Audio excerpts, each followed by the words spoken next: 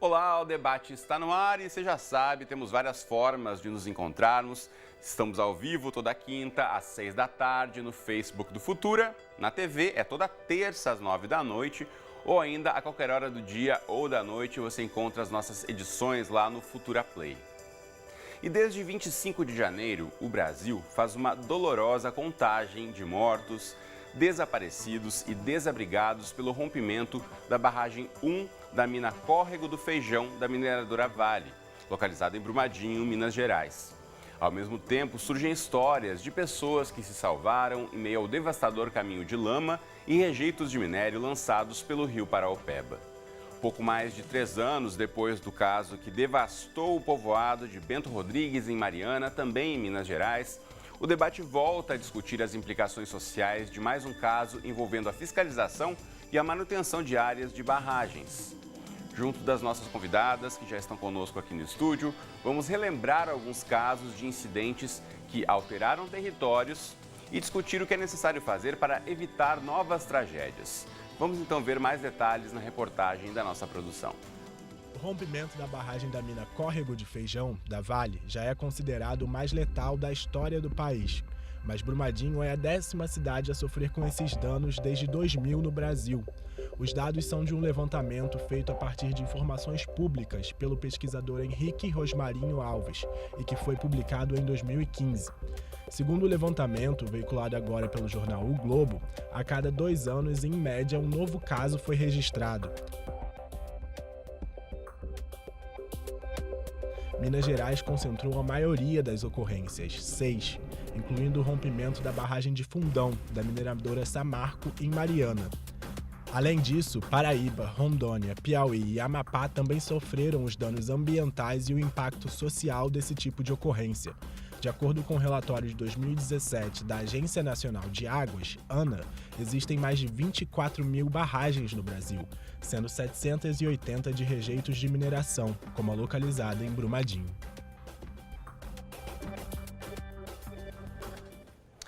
Pois é. Então, começando o nosso programa, eu já quero dar as boas-vindas aqui a Débora e a Cláudia. Obrigado por estarem comigo hoje para a gente trocar ideias e discutir um pouco esse assunto que, infelizmente, a gente tem que voltar a ele e temos que, de fato, colocar luz sobre essas discussões de como evitar novas tragédias. A gente viu na reportagem, né, que dos 10 casos abordados ali, 4 envolviam barragens de água. Foram os rompimentos da Paraíba, Rondônia, Piauí e Amapá. Então, quero fazer a primeira pergunta já aqui apresentando a Débora Werner, professora do Instituto de Pesquisa e Planejamento Urbano e Regional da UFRJ. Débora, bem-vinda novamente, né? Você já esteve com a gente em 2017, ocasião que a gente fez aqui uma edição especial do debate, em que falávamos dos 2 anos na época do rompimento da barragem de Fundão, da mineradora Samarco, na cidade de Mariana, em Minas Gerais. Bom, agora em 2019, né, a gente olhando para trás um pouco, que análise você faz aí da apuração dos fatos e da responsabilização e das punições, principalmente diante desses episódios que a gente está vivendo agora? Então, olá, Cristiano, obrigada mais uma vez pelo convite, apesar da tragédia, né? Então, a análise que a gente pode fazer em relação a isso é a incapacidade de regulamentação, de fiscalização por parte do Estado, a forma como a legislação está se mostrando, foi desenvolvida, as próprias empresas declarando se as barragens são de risco ou não, como coloca, né, no Plano Nacional de Segurança de Barragens. Então, esse poderio das empresas em definir, né, em se autofiscalizar, se autorregular, eu acho que é um dos grandes problemas que a gente tem que enfrentar, tem que reconhecer a fragilidade desse processo de fiscalização e de controle, né, que essas empresas têm sobre essas regiões. Pois é, a Cláudia Soares também está aqui com a gente, é conselheira superior do Instituto de Arquitetos do Brasil. Cláudia, quero saber de você o seguinte, a gente sabe que uma nota técnica da Comissão de Política Urbana do IAB trouxe aí 10 recomendações para a prevenção de sinistros envolvendo barragens. Tem alguma dessas recomendações que você indicaria como prioridade? Bem, primeiro, agradecendo o convite, né, em nome do Instituto de Arquitetos do Brasil e das outras 4 entidades que compõem essa nota técnica, a Federação Nacional dos Arquitetos, a Associação Brasileira de Escritórios de Arquitetura, a Associação Brasileira de Ensino de Arquitetura e a Federação de Estudantes de Arquitetura, Nacional de Estudantes. Nós temos, dentro da composição desse decálogo de ações, né, muita preocupação em interagir com a comunidade de Brumadinho, num momento tão difícil, uma tragédia uma catástrofe de proporções inimagináveis do ponto de vista das perdas humanas, ambientais e perdas materiais, e de forma que a gente, nesse momento, a única resposta possível que o Instituto de Arquitetos, junto com essas outras entidades, achou coerente foi de responder à sociedade, responder também à comunidade de Brumadinho com medidas de remediação, de reparação e principalmente de reconstrução daquilo que foi perdido no decorrer desse episódio tão triste na nossa história. Tem muita gente dedicada, né, para estudar, na verdade, esse tipo de medida. Então, vamos tentar fazer essa força-tarefa, como você disse, para a gente conseguir, pelo menos, tentar reparar um pouco, né, esses danos materiais, pelo menos. Na verdade, a Política Nacional de Barragens, né, não sei se a Débora concorda com isso, ela tem um viés muito econômico, muito voltado para as questões de performance financeira das operações e muito pouco repensada no sentido de resolver os problemas que os impactos danosos da mineração causam no território. A região de Brumadinho, para quem eu sou da região, eu sou de Nova Lima, uma região, um município minerador também, que tem quase a mesma idade do município de Brumadinho, e a gente tem a mesma história, a gente conversa com a mesma história, e a gente tem também dentro do nosso cotidiano o reflexo do impacto dessas represas e principalmente da atividade mineradora, que ela é impactante na sua atuação e principalmente negativa do ponto de vista do dano ambiental. Esse dano ambiental agora é que nós estamos tentando conviver com ele, né? Débora. Então, é uma questão importante que a Cláudia tocou, que o Programa Nacional, né, a lei, fala sobre remediar o dano que a própria atividade mineradora promove, que é uma atividade em si transformadora do território. A questão de acidentes como esse, ou crimes, tragédias, etc., é muito menos colocado nessa legislação. Né? A empresa tem que desmobilizar ao final da atividade de exploração. Mas nesses casos é muito tímido em relação a isso. Isso fica bem claro mesmo, né? A gente vai discutir um pouco mais a legislação também ao longo do programa, mas agora convido vocês a conferirem com a gente um destaque que a nossa produção separou.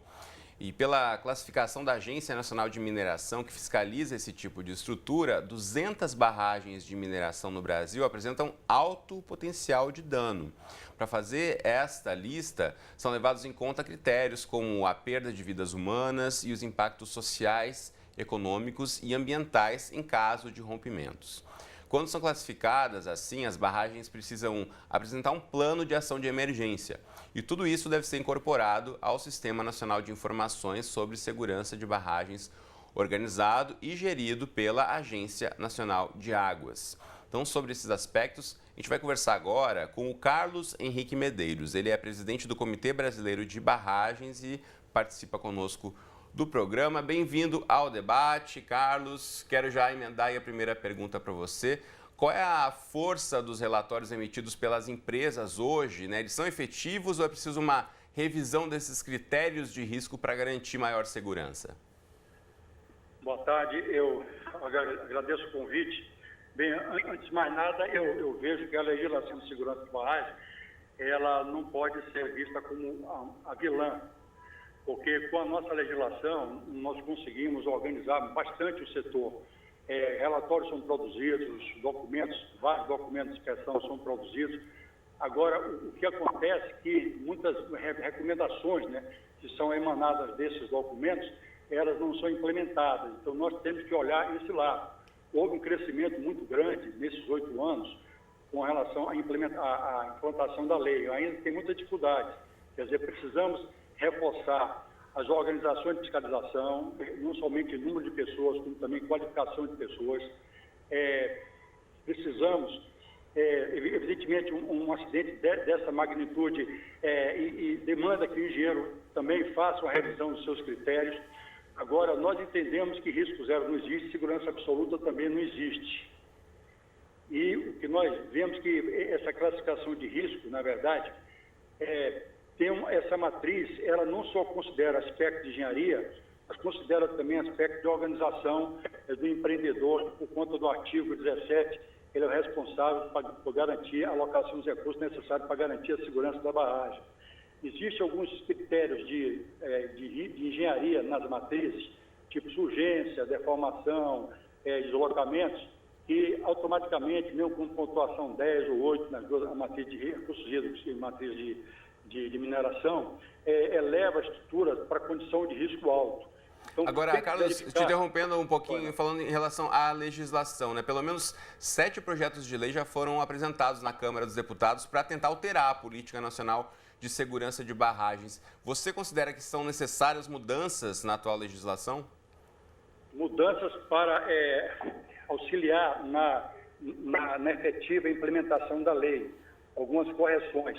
Inclusive, eu sei que tem várias leis, tem uma que está mais em tramitação, é o PLC 224 no Senado, que está em tramitação, e isso até, inclusive, busca fortalecer a legislação, inclusive até colocando algumas cláusulas punitivas que na lei original não foram incorporadas, porque nós julgamos na época, equipe, de necessárias, porque temos aí um arcabouço legal, a lei de responsabilidade fiscal, a lei de crimes ambientais, o Código Civil brasileiro, como suporte para a apuração de responsabilidade. Pois eu vou voltar aqui para o estúdio e já volto a falar com você, porque ao mesmo tempo que a gente tem mudanças aí, propostas, a Câmara congrega deputados que já receberam doações de empresas de mineração, como destaca inclusive uma reportagem publicada pelo jornal Folha de São Paulo. Está até aí o destaque para você na tela, tratando da chamada bancada da lama, né? Congregando aí esses deputados que receberam dinheiro de mineradoras. É possível a gente avaliar a influência dessas empresas na formulação das legislações a partir desse fato, Débora? Sim, Cristiano, é possível porque a gente tem interesses, os lobbies que são formados em torno da aprovação dessas legislações, né? Tanto o Código de Mineração que foi novo, né, foi reformado, teve uma grande presença das empresas na elaboração desse código. Então, a população, os movimentos sociais, as instituições críticas à atuação da atividade mineradora tal como ela questionaram bastante o modo como o Código de Mineração, na época, foi elaborado, porque as empresas tiveram um poder muito maior do que as populações, as comunidades atingidas por essas atividades. Então, tem um conflito de interesse muito grande em como o código é elaborado, como a fiscalização é realizada. Então, eu acho que é uma questão que a gente espera essas tragédias para poder discutir, ou nós vamos encarar de uma maneira mais séria e mudar estruturalmente esse processo, né? Como é que você vê, Cláudia, esse lobby, por exemplo? Olha, a gente vê com muita preocupação essa discussão sobre a política nacional de barragens, a questão da segurança, do risco. A gente sabe todos os efeitos que a mineração tem sobre o território. Agora, a gente sabe também que a política desconsidera esse território. Na verdade, moram pessoas próximas a essas estruturas, elas são consideradas como estruturas industriais, estanques, do ponto de vista da operação do empreendimento, e em momento algum se fala sobre a necessidade de resolver o problema daquelas pessoas que estão nos limites da barragem ou da operação da mineração, dos riscos iminentes, né? Inclusive, há uma crítica, inclusive, à forma como se coloca a questão da abordagem do pânico, no caso de um acidente, como é o caso dessa tragédia que aconteceu lá, que é o procedimento de autossalvamento, né? As sirenes, ou seja, todo um efetivo, um treinamento, como se a vítima tivesse que realmente responder pelo crime. Na verdade, a vítima, nesse caso, ela tem que ser ressarcida e, ao mesmo tempo, ela tem que ter previsto dentro da política nacional uma abordagem territorial que respeite o indivíduo que mora nas áreas lindeiras ao problema da barragem, ao problema da mineração. Além disso, sob a perspectiva ambiental, Cristiano, muito nos preocupa a questão da abordagem da mineração de forma estanque, econômica, financeira, não pensando todos os prognósticos negativos, os efeitos negativos que se tem quando uma barragem dessa se rompe e contamina, por exemplo, os recursos hídricos. Sem dúvida. E também, né, acaba afetando muito a população que vive, é isso que está dizendo, e ao longo do programa, no segundo bloco, principalmente a gente vai tocar nessa questão de como ficam essas comunidades, né? Quero voltar a chamar o Carlos para essa última intervenção. Carlos, a atenção está voltada nesse momento para barragens de rejeitos de mineração, né? Mas quais são os pontos de alerta quanto aos outros tipos de barragens? A Agência de Energia Elétrica, por exemplo, a ANEEL, anunciou a criação de uma força-tarefa para inspecionar as barragens de 142 usinas hidrelétricas. De que forma você vê, então, essas situações de outros tipos de barragens? Essa mobilização tem não somente a ANEEL, como a ANA também, todos estão desenvolvendo uma força-tarefa por conta de 2 resoluções, a 01 e a 02, publicadas no dia 28. Agora, o que eu vejo é que... Alô? Estamos ouvindo. Está ouvindo? Você poderia reformular a pergunta, que deu uma interferência aqui. Poderia reformular a pergunta, por gentileza? Então, a partir dessas forças-tarefas, como você vê o que pode ser feito nos outros tipos de barragens para a gente evitar novos acidentes? Certo. Existe um consenso técnico que essa barragem de alteamento para montante, ela tem uma série de vulnerabilidades, inclusive orientação que ela, de fato, seja evitada, não seja recomendada, certo? Agora, também, do ponto de vista de estatística de acidentes, temos registros de barragens que romperam também com a técnica de montante.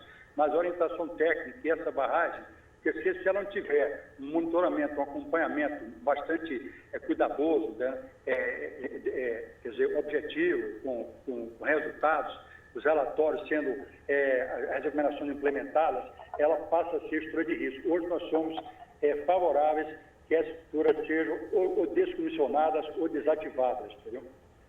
Porque o passivo, inclusive, é muito grande, entendeu? Tem muitas barragens aí. Aliás, desde 2003, desde Herculano, se fala que tinha muitas barragens com problema, né? Aí na região de Minas Gerais, uma barragem com um potencial de risco muito elevado. Muito bem. Carlos Henrique Medeiros, presidente do Comitê Brasileiro de Barragens, muito obrigado por conversar conosco no debate de hoje, abrindo espaço aí na sua agenda para esse importante tema que está sendo discutido aqui hoje. Obrigado e até a próxima. Agradeço a vocês. Até a próxima. Muito bem. Você de casa pode participar também, de casa ou de onde você estiver assistindo o nosso debate, se estiver acompanhando a nossa live pela rede social, você pode mandar mensagens para a gente, tem aí embaixo o perfil. Deixa eu já abrir aqui para ler algumas participações que estão chegando para a gente. Por exemplo, né, a Gabriela Fernandes comenta aqui que infelizmente é muita irresponsabilidade e ninguém foi punido. Essa é a opinião dela aqui. Também, não sei se ela está se referindo à questão de Mariana ou ainda a questão de Brumadinho, mas a gente sabe que, de fato, né, as punições, como bem disse aqui a Débora na abertura do programa, são muito complicadas de acontecerem. Muitas vezes, né, o tempo passa e as punições não acontecem. Também o Wilber nos diz aqui que é importante destacar os impactos ambientais das comunidades, em especial as comunidades tradicionais que têm modos de vida destruídos, como os indígenas Krenak. E ele pergunta o que a gente pode fazer nesses casos específicos. Quero ver um comentário da Cláudia nesse sentido. Olha, justamente nesse sentido que a gente trabalhou o documento, Cristiano. A primeira abordagem que nós fazemos é o seguinte: independente, não tem que se considerar agora que existe uma situação emergente a ser resolvida, mas também tem que se considerar que em médio e longo prazo, e isso é um prognóstico triste que a gente traz também, se nenhuma medida for tomada que aumente a fiscalização e promova aí uma eficácia maior dos processos processos de gestão desses empreendimentos, nós teremos futuramente outros incidentes acontecendo dessa monta. Então, essas comunidades, elas estão completamente fragilizadas do ponto de vista da sua proteção. Então, imediatamente, as políticas públicas, tanto o governo federal quanto o governo estadual, os financiamentos, a reconstrução da vida dessas pessoas, elas têm que vir de forma imediata. Nós damos, inclusive, soluções que têm caráter participativo, ou seja, a comunidade realmente trabalha junto com o poder público para a resolução desse problema e para atuar ativamente na fiscalização, de modo que haja efetividade naquilo que a pessoa comentou aqui agora sobre a não punição, a não eficácia dos procedimentos posteriores a uma tragédia dessa monta. Muito bem. Bom, a gente tem agora mais um destaque da redação para mostrar para você de casa, que é uma nova audiência, foi marcada para o dia 14 de fevereiro para tentar estabelecer um acordo com a Vale para atender a área atingida na região de Brumadinho. A mineradora pediu um prazo maior para avaliar as propostas do Ministério Público de Minas Gerais. E entre essas ações sugeridas pelo MP, chamamos a atenção para duas delas. Um plano de manejo e remoção de rejeitos em 60 dias e também a medida que trata de impedir contaminação de nascentes e cursos de água. Enquanto a mineradora avalia as medidas, o acesso a essas fontes de água pode gerar um impacto na rotina, por exemplo, de escolas rurais da região. Então, a nosso convite, a Malu Damasio, jornalista do jornal Hoje em Dia de BH, vai trazer mais informações para a gente. Vamos conferir. Ei, gente, eu quero trazer 2 pontos para discutir com vocês com relação ao rompimento da barragem de rejeitos em Brumadinho. Um deles é o adiamento do início das aulas. A Secretaria de Educação publicou um comunicado falando que as aulas da rede municipal serão adiadas, não sabem ainda quanto que vai retomar, que elas serão retomadas. Estava previsto para começar agora dia 4 e agora não tem mais uma data. E uma outra questão que eu quero trazer é com relação ao abastecimento de água, especialmente nas escolas rurais. O município tem muitas escolas rurais, quase metade das escolas fica na zona rural. E dessas escolas, são 12, né? Dessas 12, só 5 têm o abastecimento via rede pública. As outras, elas são abastecidas ou por água de mina, ou por água de cacimba, de poços artesianos. E em muitas localidades, lá tem muitos povoados, né? E nesses povoados, como o de Tijuco, que foi um dos que eu visitei e fui até as escolas, esse povoado, eles têm uma água muito barrenta. A escola tem a água barrenta, ela não é uma água, não parece própria para consumo. Os diretores da escola se queixam de ter problemas tipo de diarreia entre a comunidade escolar por conta desse recurso hídrico, né, que vem sujo. E agora, com o rompimento da barragem, a gente tem esses rejeitos, né, essa lama, chegando ao rio Paraupeba, que é o que corta Brumadinho. E a gente já tem mais da metade das escolas de área rural sem o abastecimento via rede pública. Agora, isso pode prejudicar ainda mais a qualidade dessa água, que eu queria trazer isso para a discussão. Muito bem, obrigado, Malu, pela participação. E nós entramos em contato com a Secretaria de Educação de Brumadinho, mas infelizmente não recebemos resposta da Secretaria em relação ao início das aulas, ainda é uma incógnita. E outro assunto é a Companhia de Saneamento de Minas Gerais divulga boletins de monitoramento de qualidade da água bruta do rio Paraupeba, que a Malu também mencionou, que é um dos mais importantes ali na região. E o último boletim informa que o abastecimento de água tratada na região metropolitana de toda a BH permanece sendo realizado pelas represas do sistema. Então, para medir o impacto da poluição após o rompimento de barragens, uma equipe de pesquisadores percorre o rio e a bióloga Marta Marcondes, que vai conversar com a gente agora, faz parte dessa expedição em conjunto com a Fundação SOS Mata Atlântica. Então, Marta, primeiramente, bem-vinda ao debate. Obrigado por participar conosco. Muito obrigada. Bom, sei que vocês já percorreram aí 150 quilômetros do rio. O que vocês puderam observar até agora? Bom, até agora nós vimos, com exceção do ponto de hoje, que foi na cidade de Maravilhas, os pontos anteriores todos apresentavam um alto nível de turbidez, que a gente fala, que é a dificuldade que a luz tem de entrar na água, por conta do rejeito, né? Esse rejeito já chegou em Pará de Minas, já chegou um pouquinho mais para baixo também, e hoje nós vimos na cidade de Maravilhas o início, ou seja, a chegada desse rejeito já nessa região. Então, todos os pontos que nós analisamos, que foram 14 até agora, todos eles estavam, segundo o índice de qualidade de água, eles estão péssimos, ou seja, eles não podem ser, né, nenhuma dessas áreas pode usar essa água do rio Paraopeba para captação ou para utilização de irrigação ou de sedentação de animais. Isso não, por favor, né? Eu até, todos os locais onde nós passamos, nós falamos para as pessoas não utilizarem essa água até que essa coisa toda seja resolvida, né? E vamos ver. Pois é, Marta, enquanto você falava, a gente estava mostrando algumas imagens cedidas por você. Muito obrigado por compartilhar também conosco esses cliques. E eu sei que uma grande área de mata ciliar se perdeu, né? Quais são os impactos a longo prazo da perda dessa cobertura vegetal nativa tão importante para as margens dos rios?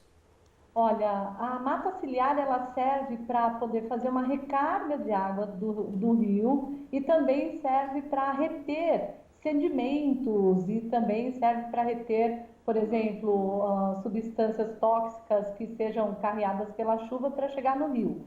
Então, imagina bem, você perdeu essa mata ciliar, nós em Brumadinho, que é uma região importantíssima de recarga da bacia do Paraopeba, a gente perdeu toda a possibilidade de recarga dessa grande bacia do rio Paraopeba. Então, assim, a longo prazo, nós vamos ter vários problemas de chegar esse material todo no rio, né? Nós temos várias áreas de agricultura, pecuária e etc., e nós temos esse problema de chegar esse material no rio, além de todo o rejeito contaminado que já veio da ruptura da barragem. Então, isso prejudica a qualidade de água do rio, isso prejudica o abastecimento público, porque você não pode fazer captação desse rio enquanto você tiver esse rejeito. Ou seja, né, são prejudicadas as pessoas que dependem desse rio, que eu estava ouvindo agora o debate de vocês, as comunidades tradicionais, os pescadores, os ribeirinhos, os grupos indígenas, não só o Krenak, como os Pataxós, que estão também em São Joaquim. Então, nós temos que pensar em tudo isso, né? Não foi só uma perda por conta da ruptura, entendeu? Foi toda uma perda de vidas e de outras vidas agora que serão prejudicadas porque perderam o seu sustento, o seu modo de vida, a capacidade que tinha dos pescadores, né, de viver da pesca daquele rio. Sem dúvida. Marta, a gente precisa se despedir, mas quero saber já de você quais são os próximos passos da expedição. Bom, nós estamos agora, né? A gente chegou próximo de uma das barragens, nós vamos agora para até Três Marias, até a foz do rio Paraopeba. E em cada ponto a gente vai fazendo a coleta de água e análise para poder dar um diagnóstico de como esse rio está depois da ruptura. Muito bem.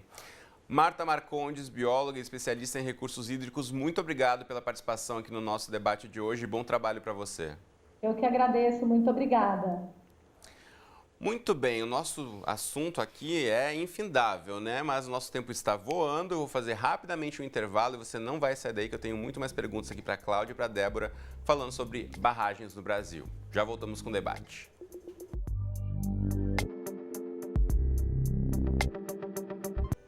O debate está de volta para analisar as implicações sociais dos desastres envolvendo barragens. A partir de dados da Agência Nacional de Águas, divulgados no fim de 2018, Uma reportagem do jornal Folha de São Paulo revelou que pelo menos 3.500.000 pessoas viviam em 2017 em cidades com barragens com risco de rompimento.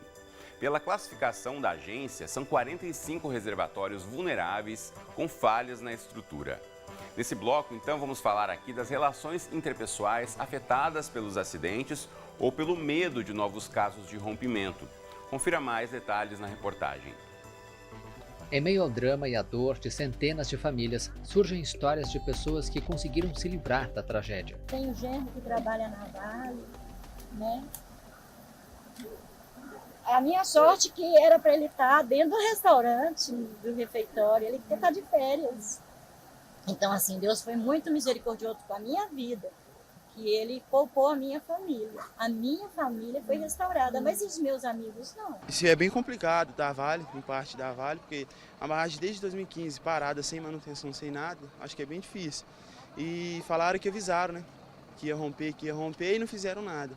Esperaram acontecer para depois fazer. Agora que depois que perdeu familiares, casa, isso eu acho que já não adianta mais, né? Animais que viviam em propriedades rurais também sofrem. Muitos não conseguem sair da lama. Este cachorro foi resgatado pelos socorristas. E chegamos lá, a gente não conseguiu atravessar e a gente começou a fazer uma busca nas casas, na margem, e achamos ele, estava preso dentro de uma casa, já assim, a lama praticamente entrando dentro da casa lá. E aí trouxemos ele com a gente porque era arriscado deixar ele lá. Depois da tragédia em Brumadinho, um pesadelo tira o sono de moradores de Congonhas, no interior de Minas Gerais. Na pequena cidade está localizada uma barragem de mineração que é apontada como uma das maiores do mundo, localizada em área urbana. Estourou agora em Brumadinho e todo mundo olha, daqui 2 meses ninguém a lembra mais ninguém a lembra mais de quem já faleceu e aí a hora que acontecer em Congonhas aí é tarde, né? Segundo a Agência Brasil, a Companhia Siderúrgica Nacional planeja encerrar a disposição de rejeitos na barragem Casa de Pedra, em Congonhas, até o fim do ano. A desativação da barragem de mineração será feita gradualmente após a entrada em vigor da segunda fase do projeto de processamento industrial, que permite a recuperação de parte do minério de ferro presente nos rejeitos. Em uma empresa que é o seu nome manchado com sangue. A empresa, sim, é uma empresa capitalista, qualquer empresa, sem citar nomes. Elas estão buscadas no seu lucro, mas uma empresa não quer um minério manchado com sangue, com vidas, com sonhos. Ela quer, na verdade, o seu desenvolvimento. Mas a gente deve confiar no trabalho que está sendo feito e, sim, cobrar expiações e a melhoria das condições da barragem. Com capacidade para armazenar quase 50 milhões de metros cúbicos de rejeitos, a barragem de Casa Grande está perto de atingir sua capacidade máxima. A Prefeitura de Congonhas informou que a Secretaria Municipal de Meio Ambiente vai passar a adotar ações mais enérgicas para avaliar a segurança e a estabilidade das barragens no município. Pois é, a gente está de volta aí. Convido você que está acompanhando a nossa live no Facebook a mandar perguntas, sugestões, tirar suas dúvidas. Tem várias participações que eu quero já começar esse bloco trazendo aqui. Por exemplo, a Ana fala sobre a questão da saúde da população que vive lá em Brumadinho. Ela fala da importância de diversos tipos de terapias, inclusive terapias holísticas, para tentar dar um apoio maior a essa população. De fato, uma questão importante a ser mencionada. E a gente viu na reportagem, falando de Brumadinho, falando de Congonhas, e aqui chegou para a gente a mensagem da Joyce, que mora em Itabira. E ela fala que é uma cidade onde são as maiores barragens de rejeito do país, cidade que fica dentro do complexo minerador, e apesar de todos esses aspectos por si só alarmantes, a cidade não possui os planos de contingência nem de emergência caso ocorra um rompimento, que a população está muito apreensiva. Débora, como é que isso acontece, né? A Joyce aqui, moradora da cidade, coloca aí a importância, né, que deve ter essa operação para a economia do município, mas coisas básicas, como planos de contingência e emergência, não existem.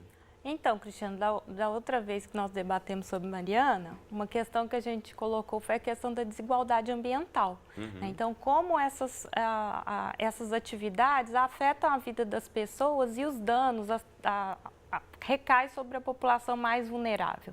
No caso da barragem de Brumadinho, inclui-se como vulnerável os próprios trabalhadores da empresa também, que no plano de ação emergencial dessa barragem já estava indicando que deveria caso acontecesse uma tragédia, a lama passar por cima de refeitório e etc. Então, essa população... a gente viu as imagens que surgiram, né, depois desse desastre, a gente vendo ali na distância, mas os trabalhadores tentando ali, e você via que não tinha muita uma organização, alguma seta ou para onde eles deveriam correr, né? Ou seja, isso já estava nos documentos da empresa havendo um plano emergencial. No caso que a participante indica, a Joyce indica, a gravidade desse processo é imenso. E ainda se considerar que no site da Agência Nacional de Mineração indica que em torno ainda de metade das barragens ainda não foram avaliadas em termos de dano e risco. Então, nós estamos assim, completamente no escuro em relação a esse processo. Né? Então, acho que tem que se reavaliar o modo de fiscalização dessas barragens. E uma outra questão que eu queria tocar é que não só a população da região depende da atividade mineradora em geral, né? Ainda tem a população que não tem relação com a mineração e que fica, tem as suas atividades inviabilizadas, a pesca e todas as outras, né? Agricultura e etc. Mas nós temos que pensar também que várias das vezes que se questiona a mineração, se coloca como mineração versus desenvolvimento ou mineração é desenvolvimento. Sim, mineração pode ser desenvolvimento desde que o país tenha uma estratégia em torno desse recurso. Esse recurso não pode ser explorado tal como o Brasil tem feito. E isso a sociedade brasileira está em risco em relação a isso, porque nós não estamos utilizando esse recurso minerário de uma maneira estratégica, em termos de desenvolvimento nacional. Nós só estamos pensando em balança comercial, superavitária, deficitária, e quando um outro país não quer comprar nosso minério, nós temos várias falas de que a empresa reduziu a atividade, aí reduziu o quê? Reduziu controle de risco, reduziu as questões de segurança. Então, nós estamos simplesmente, digamos assim, refém de um modo de exploração que não necessariamente seria esse. Nós poderíamos ter essa atividade agora também para a gente rediscutir, né, essas termos operações estruturais. Eu quero trazer agora mais um olhar sobre os relacionamentos humanos nas comunidades onde há barragens. E a gente vai conversar com a jornalista e escritora Cristina Serra, agora no debate. Cristina, bem-vinda ao nosso programa, obrigado por participar conosco. E eu sei que no seu livro, Tragédia em Mariana, a história do maior desastre ambiental do Brasil, o seu enfoque foi justamente, né, nessa história das pessoas. A gente já teve alguns relatos aqui de pessoas mandando mensagens para a gente também. Por que essa escolha do enfoque ao você contar essa história? Cristiano, obrigada pelo convite para participar desse debate. O enfoque humano do livro, na verdade, foi o que me motivou a escrever o livro, foi o custo humano de uma tragédia como essa, a tragédia de Mariana, que a gente vê repetida agora na tragédia de Brumadinho de uma forma absurda, né? O custo humano dessas duas tragédias realmente é muito grande. Ainda que sejam números muito diferentes, perde-se uma vida, perde-se um pouco da humanidade, né? Então, se fosse uma vida só, já seria uma perda muito grande. Então, imagina agora Brumadinho, mais de 300 mortos, certamente vai ser o resultado desse desastre. Então, foi isso, e isso é o que me levou a escrever o livro, porque quando a gente ouve falar desses grandes desastres, né? Sejam desastres provocados por causas naturais, sejam desastres provocados por decisões equivocadas de empresas, como é o caso de Mariana e dessa tragédia de Brumadinho, decisões que puseram em risco, né, a segurança das pessoas, decisões que negligenciam a segurança das pessoas, seja como for, nessas grandes tragédias, as pessoas acabam se transformando em números, né? Então, no caso de Mariana, eram aqueles 19 mortos, agora em Brumadinho a gente vai ter esse número muito grande. E mais cedo ou mais tarde, esses números viram mais uma estatística. Então, o que eu quis com o livro era justamente mostrar que não é apenas mais uma estatística e que esse número não pode ficar relegado ao esquecimento. Por trás desses números tem vidas humanas, tem histórias de pessoas, de famílias que foram despedaçadas, tem sonhos que não foram construídos, pessoas não tiveram tempo de construir esses sonhos e construir as suas histórias. Então, foi isso que me moveu principalmente. Eu não queria que esse desastre caísse no esquecimento. Da mesma forma como eu acho que Brumadinho não pode também cair no esquecimento e será mais uma estatística, e vir a ser mais uma estatística desses desastres de mineração. Agora, Cristina, uma relação que a gente estava fazendo aqui sobre a operação dessas empresas nessas cidades, você menciona no livro, né, você descobriu que nem todos os moradores, por exemplo, lá em Mariana, sabiam qual era o uso da barragem. Queria que você contasse um pouquinho sobre essa investigação para a gente, de fato, ver, né, qual é a relação das pessoas que habitam aquela região, sabendo sobre essa tão importante e presente atividade das empresas nos municípios. Pois é, Cristiano, é aquilo que a gente estava falando, a outra debatedora que está aí com você mencionou isso. As empresas são importantes? São. Elas geram empregos? Geram. E essa é uma relação muito forte entre as comunidades que moram em volta desses grandes complexos minerários. E é só nessa hora que se lembra da população. Estamos gerando empregos. Tá, empregos são importantes, mas a vida das pessoas é mais importante do que isso.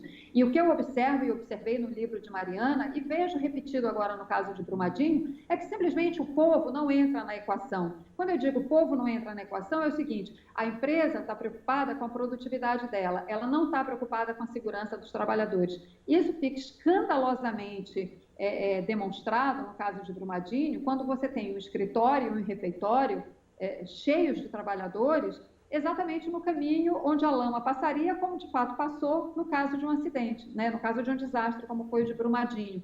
Em Mariana, o mesmo descaso com a vida dos trabalhadores e das pessoas que moravam ali próximas, porque não havia sequer uma sirene para avisar as pessoas. Na época do desastre lá da barragem de Fundão, a lei não obrigava que a empresa colocasse sirene. Mas você também tem muita coisa que a empresa pode ter a iniciativa de fazer, que ela não precisa ser obrigada pela lei. Basta ter a preocupação com os trabalhadores e com as pessoas, basta ter um mínimo de bom senso. Sem dúvida. O bom senso recomendaria que fosse instalada uma sirene. Essa marca não colocou, deu no que deu, 19 mortos. Só não foi, o número de mortos em Mariana só não foi maior, é muito importante ressaltar isso, porque tem uma personagem importante nessa história, que é a Paula Geralda Alves, uma trabalhadora que estava na zona rural, a meio caminho entre a barragem de Fundão e o povoado de Bento Rodrigues, e quando ela viu a lama se aproximando, ela subiu na moto dela e correu o povoado inteiro, avisando as pessoas que fugissem. Ou seja, a Paula foi a sirene que essa marca não tinha. Então, isso é um descaso, não ter a sirene, da mesma forma como é descaso com a vida humana, deixar aquela situação de um refeitório e de um escritório no caminho da lama. Então, essa que é a questão. As empresas se preocupam com a sua produtividade e não se preocupam tanto com a segurança das pessoas. Sem dúvida. Cristina, eu volto a falar com você daqui a pouquinho. Eu quero repercutir aqui no estúdio, porque a Cláudia já mencionou, né? Ela mora em Nova Lima, Minas Gerais. É uma cidade com 26 barragens, né, Cláudia? Sim.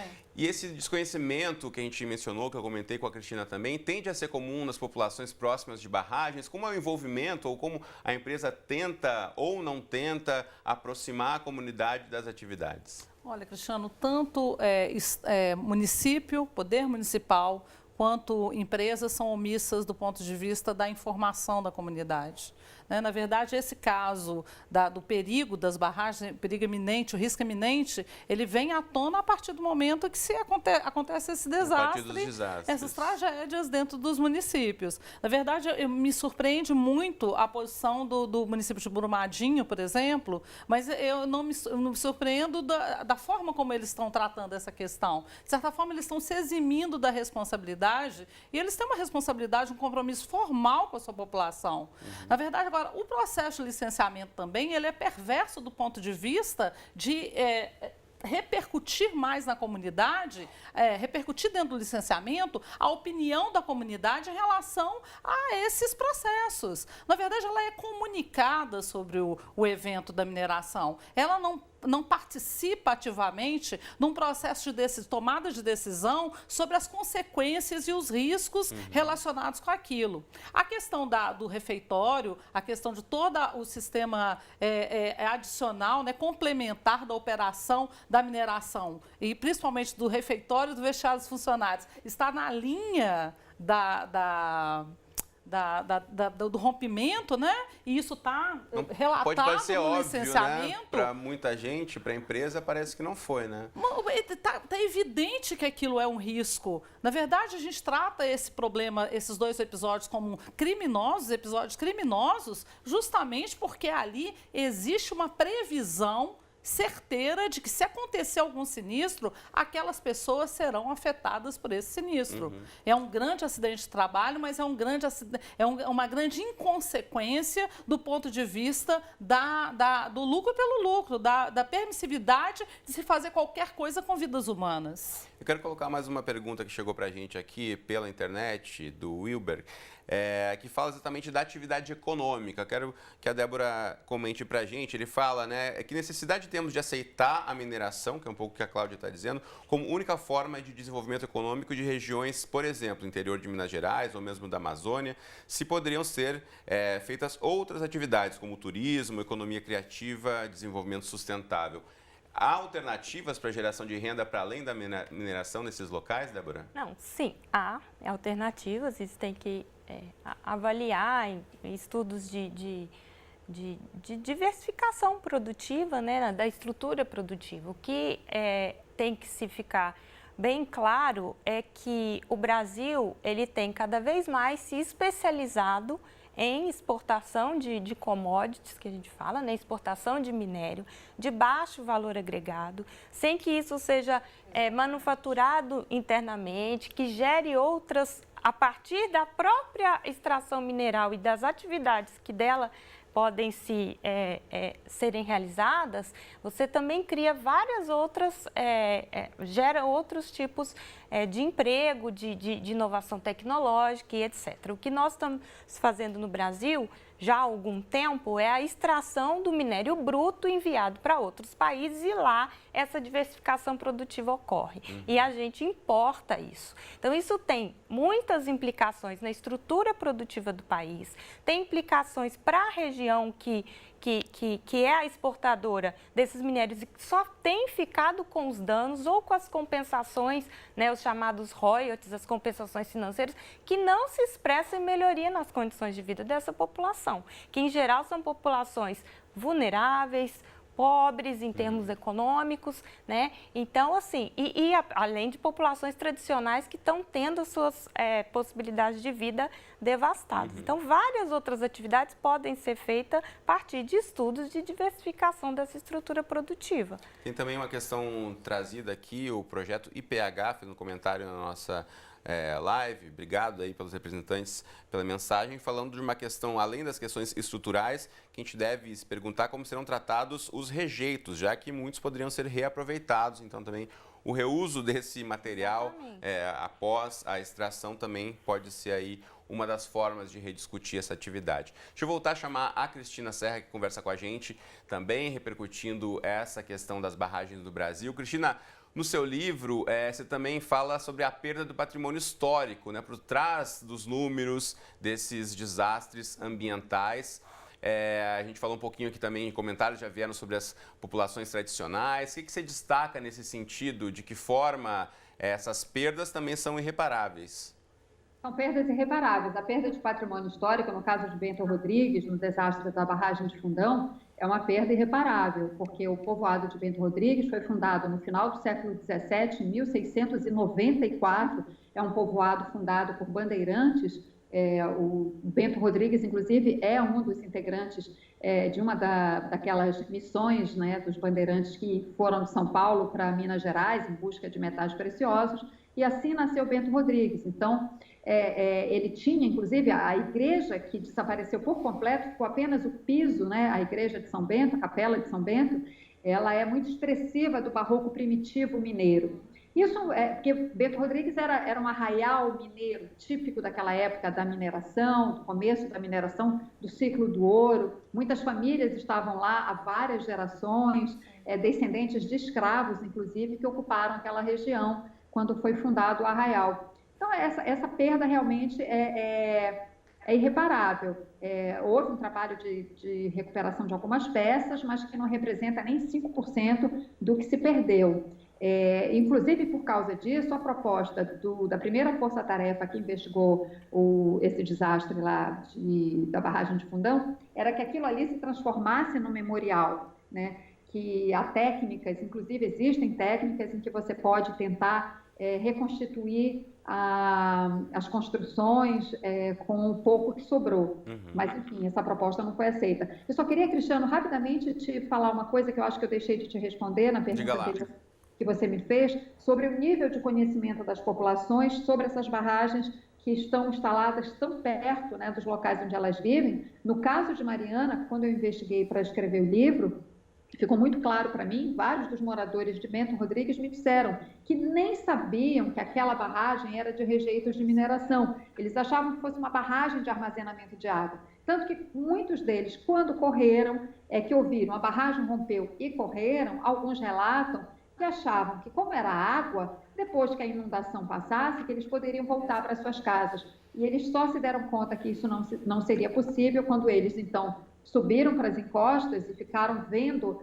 a lama passar. Aí eles perceberam que, de fato, não teria como reconstituir o povoado, né? As casas seriam destruídas e que eles jamais poderiam voltar para aquele lugar. E isso ocorre por quê? Porque a empresa não tinha uma política efetiva de comunicação com a comunidade, no sentido de explicar o que existia ali e o que fazer, o que é, de fato, o mais importante, o que fazer no caso de uma emergência. Os moradores de Bento Rodrigues jamais haviam passado por um treinamento para uma emergência. Eles estavam completamente despreparados, né? Além da questão da sirene, que eu falei que não existia, e isso só destaca ainda o papel dessa moça, da Paula, que ajudou a salvar as pessoas. Então, as populações são mantidas de propósito na ignorância. Pois é, uma questão que a gente precisa colocar à luz, como estamos fazendo aqui agora, para que esse debate seja ampliado, né? Cristina Serra, infelizmente o nosso tempo por aqui acabou. Eu preciso me despedir de você, mas agradecendo muito sua participação no nosso debate de hoje. Obrigada. Valeu, um abraço. Bom, tem um outro ponto que a gente também quer trazer aqui, a gente está encaminhando para o encerramento do nosso programa, mas que é em relação ao desenvolvimento das cidades, da relação entre as comunidades e as empresas de mineração. A gente vai conferir agora a análise do Ernesto Martins Faria. Ele é diretor fundador do portal IED, que produz pesquisas aplicadas na área da educação. Ele avalia o impacto desse tipo de atividade nas dinâmicas das comunidades escolares. Então a gente vai assistir o que ele contou para a gente. Estabelecer uma relação entre a existência de mineradora, a existência de barragens e melhores ou piores resultados educacionais. Acho que são vários fatores que contribuem. No caso de Minas especificamente, né, acho que assim, você tem uma trajetória de um modelo de acompanhamento pedagógico que favoreceu a se ter bons resultados, principalmente na primeira etapa do fundamental. Então, Minas em geral vai bem em relação ao Brasil na primeira etapa do fundamental. E isso vale até para os municípios que tem, né, atividade de mineração, né? Então, acho que se a gente olha, por exemplo, os dois grandes casos que a gente teve, né, de desastres, Mariana e Brumadinho, são municípios com relativo sucesso em relação ao Brasil em educação. Principalmente Brumadinho, que tem bolsas, tem resultados interessantes na primeira etapa do fundamental. 80% dos alunos com aprendizado adequado em português, 78% dos alunos com aprendizado adequado em matemática. Então, é um resultado, isso na rede pública, né?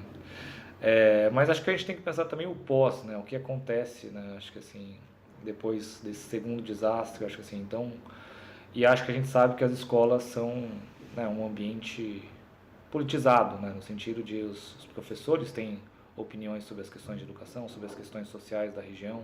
Isso vale para avaliações externas, vale para currículo, mas vale uma questão como essa também, né? Acho que assim, eu acho que certamente os professores e a comunidade escolar, de certa forma, vai adotar uma posição mais crítica em relação a essas mineradoras, essas empresas na região. E aí é super importante essas empresas buscarem dialogar com as escolas e buscar dar um suporte que seja mais do que meramente um apoio financeiro, algum programa educativo por uma exigência ou algo nesse sentido, devido à atividade de mineração. Pois é, obrigado, Ernesto, pela contribuição, e como a gente mencionou aqui ao longo desta hora de programa, os impactos são imensos em diversas áreas, infelizmente na área da educação também. A gente tem 30 segundinhos para as nossas convidadas fazerem conclusões, considerações finais. Queria começar ouvindo a Cláudia. Bem, eu acredito, essa questão da educação, no ponto de vista da consciência sobre a mineração, ela ainda ela é bem falha, né? Então, a educação não se debruça sobre a questão da mineração, e a mineração sempre foi um mistério na própria política econômica mineradora, desde o século XVIII. Então, isso continua assim. Eu gostaria de agradecer a oportunidade de vir aqui falar com vocês, colocar o Instituto de Arquitetos do Brasil à disposição e as outras entidades para um debate sobre a questão ambiental, a questão social, cultural, inclusive naquilo que a gente sabe fazer melhor, a expertise dos arquitetos, que é o planejamento urbano territorial, voltado para a produção de cidades melhores, cidades com uma produção habitacional justa, cidades equalizadas do ponto de vista da sua cultura e da sua história. Então é isso que eu queria colocar aqui de final, no mais agradecer muito a oportunidade. Débora. Então, eu também gostaria de agradecer, e o que eu posso colaborar em relação a essa situação é chamar a sociedade brasileira a refletir a questão da mineração, a questão do desenvolvimento econômico, para além dessa, a tragédia não é só do lugar de Brumadinho ou de Mariana, a tragédia tem sido uma tragédia da sociedade brasileira em relação ao modo como nós temos nos apropriado desses recursos, de maneira desigual, de maneira que acaba em crimes ambientais. Então, acho que a sociedade brasileira tem que passar a refletir, e é isso que eu acho que o programa pode contribuir. Muito bem. A gente aqui no encerramento do debate sempre abre espaço para memes. Hoje não teremos memes, mas teremos uma charge do IOT publicada no jornal Zero Hora, e está aí para você, então, olhar e refletir um pouquinho sobre essa imagem que representa muito do que a gente tem aí percebido e sentido, principalmente ao longo das últimas semanas. Bom, Débora e Cláudia, muito obrigado pela participação, pela presença aqui comigo hoje no estúdio. A você aí que está acompanhando o nosso debate, muito obrigado pela companhia. Fica a reflexão aí, o chamado para repensar a importância dessas mineradoras e o impacto delas no nosso país. Um beijo, um abraço para você e até a próxima edição. Falou!